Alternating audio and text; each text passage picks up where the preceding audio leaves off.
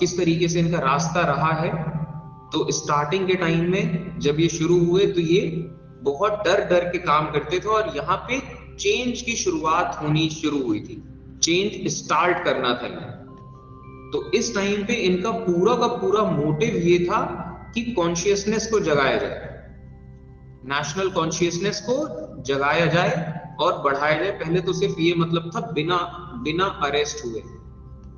ठीक, क्योंकि और इस चीज पे इतना ज्यादा फोकस क्यों है कि आपको अरेस्ट नहीं होना है, क्योंकि अगर आपका काम ही बंद हो जाए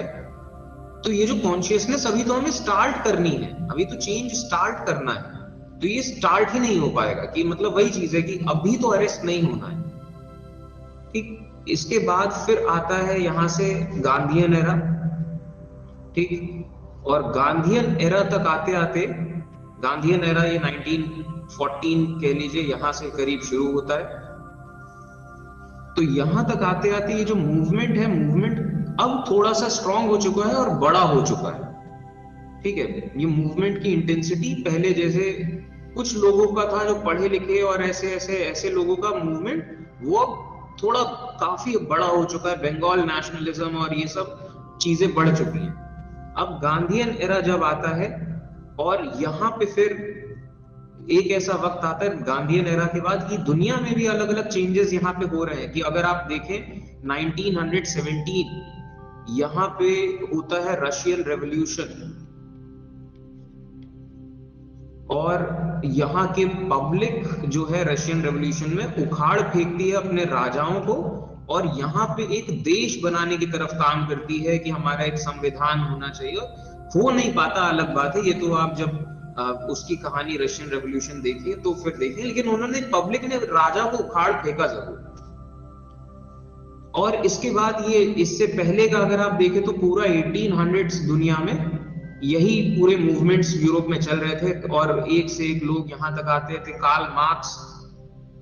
और ऐसे ऐसे कई सारे लोग, बहुत सारा विचारधारा और ये सब चीजें आ चुकी थी। तो खैर, तो यहाँ पे अब गांधीयन एरा जब शुरू होता है तो यहाँ पे अब डिमांड्स जो हम ये देख रहे थे कि अब हमें इक्वल समाज की तरफ बढ़ना है, इस चीज की डिमांड होने लगी थी।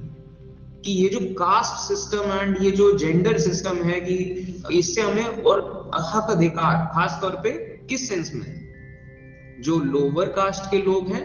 उनका भी मूवमेंट शुरू होने लगा था कि हमें हक अधिकार चाहिए,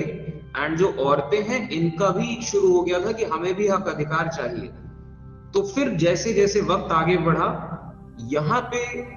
कह लीजिए कि अब यहाँ तो सिर्फ एक चीज थी, मतलब इस सेंस में एक, मतलब ये बात थी, अगर आप एम के सेंस में देखें तो एम किस तरीके से चेंज होता है कांग्रेस का। तो अगर आप इंडियन नेशनल कांग्रेस की शुरुआत, ये फर्स्ट फेज देखें, फर्स्ट फेज हम इसे टर्म देते हैं, तो फर्स्ट फेज में इनका एम सिर्फ ये था कि ओवरथ्रो ब्रिटिश, कि अंग्रेजों को भगाया जाए and maximum integration of civilization, maximum integration of Indian civilization. कि इसके बहुत सारे फायदे हैं कि जितना बड़ा एरिया होगा उतना ही आपकी पावर बढ़ेगी ब्रिटिशर्स को हटाने में, उतने ही आप स्टेबल देश बनेंगे, उतने ही आप स्ट्रॉन्ग देश बनेंगे, एक्सेट्रा एक्सेट्रा।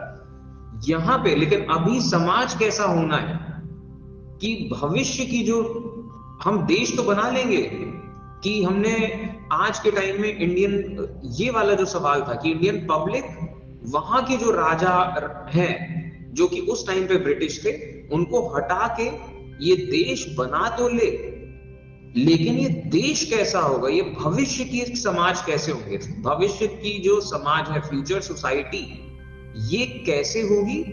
एंड भविष्य का, क्योंकि हम वक्त में भी साइंस बढ़ रही है, समाज बढ़ रहा है और दुनिया दिख रही, जो जानकार लोग हैं उनको दिख रहा है दुनिया अगले 100 साल में कितना बदलने वाली है, कितनी तेजी से किस तरफ जाने वाली है। तो भविष्य का जो इकोनॉमिक्स होगा, आर्थिक नीतियां वो क्या होंगी, एंड उस पे अभी कोई बात नहीं हो रही है, क्योंकि मतलब इस सेंस में कि ये तो बाद वाली बातें हैं, पहले तो यही वाली चीज है, तो ये नहीं हो रहा था उस टाइम पे, ये वाला थॉट नहीं था, सिर्फ ये वाले थॉट थे कि अंग्रेजों को बाहर भगाना है और इंडियन सिविलाइजेशन का मैक्सिमम इंटीग्रेशन करना है। फिर गांधीयन एरा आता है, और गांधीयन एरा के बाद अब गांधी बनते हैं leader of national movement, leader of movement बनते हैं गांधी। यहां से 1917 यहीं पे अंबेडकर साहब पूरा अपना मूवमेंट लिए खड़े हैं, यहीं पे अंबेडकर साहब अपना मूवमेंट लिए खड़े हैं। और वो ब्रिटिशर्स से पूरा मतलब उन्होंने हक अधिकार इतना सब अपना मूवमेंट चला के उन्होंने इतना नाक में दम कर दिया सबके कि चलो ठीक है, कि ब्रिटिशर्स ने यहां तक नहीं मान लिया कि हम आपको रिजर्व वो सीटें देंगे, जो लोअर कास्ट, जिन इलाकों में लोअर कास्ट लोगों की संख्या ज्यादा है वहां पे रिजर्व कैंडिडेट्स की, वहां पे लोअर कास्ट के लोग ही चुनाव में खड़े होंगे, और ऐसा ऐसा करके समथिंग। तो वहां पे ये भी अपना मूवमेंट लेके खड़े हैं। और यहीं पे फिर अगले जो लीडर्स आते हैं गांधी के संरक्षण में, फिर दो नए ऐसे लीडर्स आते हैं, एक थे नेहरू एंड एक थे सुभाष चंद्र बोस। और 19 यहां से अगर मैं इनका टाइम लिखूं तो 1935 कह लीजिए, यहां से इन दोनों का यहाँ पे पावर, इतने पावरफुल हो जाते हैं नेहरू और बोस ये दोनों, कि 1935 के बाद कई सारे कांग्रेस के अधिवेशन है जहां पे नेहरू चुने गए अध्यक्ष इतना पॉपुलर हो रहे हैं, और कई बार ऐसा हुआ कि सुभाष चंद्र बोस चुने गए वो इतने पॉपुलर हो रहे हैं। और बोस बंगाल के थे, बंगाल एक बहुत सेंटर था, बोस बंगाल के नेता थे, और बंगाल के बहुत मतलब ऑब्वियसली जब बंगाल के सबसे बड़े लीडर है तभी वहां उस लेवल पे उनकी मतलब पहुंच है, या फिर उस लेवल पे उनकी पावर है कि उनको इंडियन नेशनल कांग्रेस के प्रेसिडेंट हैं कि वो इतनी पब्लिक गैदर करते हैं। क्योंकि इंडियन नेशनल कांग्रेस उस जमाने किस चीज पे चलती थी कि आप मूवमेंट में कितना मतलब कितना आपके एक कहने पे कोई क्या कितने लोग आ जाएगा। तो बोस बंगाल के नेता थे और नेहरू थे ये यूपी के नेता, यूपी के सबसे बड़े नेता। तो इन दोनों के हाथ में कांग्रेस की कमान आई, और इन दोनों लोगों ने फिर यहां से जब कांग्रेस की कमान इनके हाथ में आई, फिर इन्होंने अपने हिसाब से, दोनों लेफ्टिस्ट थे,